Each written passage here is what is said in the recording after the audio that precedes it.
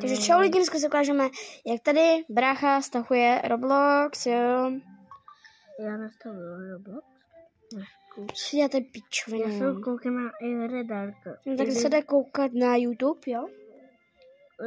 Sorry, nějak se to bylo domadu. Já jdu na tenhle fejkovej. Ty voko.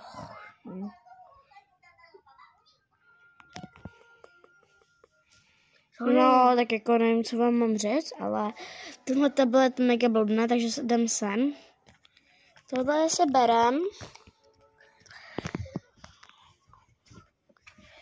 Počkejte. Ne.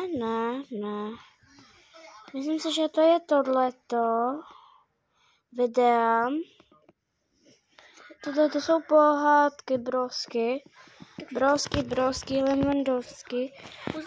Ale my chceme ty pohádky. Jako myslíme ruka youtubery. Ty vole, nevím, co jsem tady zase kurva udělala. Jako tady. Tady nic nemáme. Já hledám Anděle Páně, tak to určitě ne. Pak tady máme Anděle Páně 2, ne. A to už mám rozkouzelný. Hotel Transylvanie určitě ne. Ne.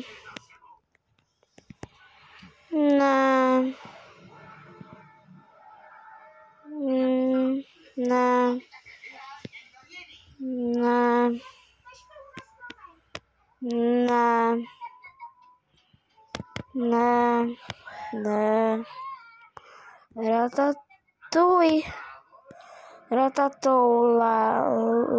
No tak to ne. Červené jsou žárty, to fakt ne, tajemství. 2. 3 životy, tak ne. To tak? Tam je?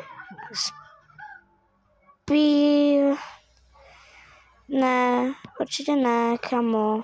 Tak se pustíme toho Avatara, jo. Ty vole, kde je ten pitomý Avatar?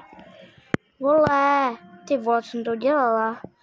Jo, lidi, takže čau.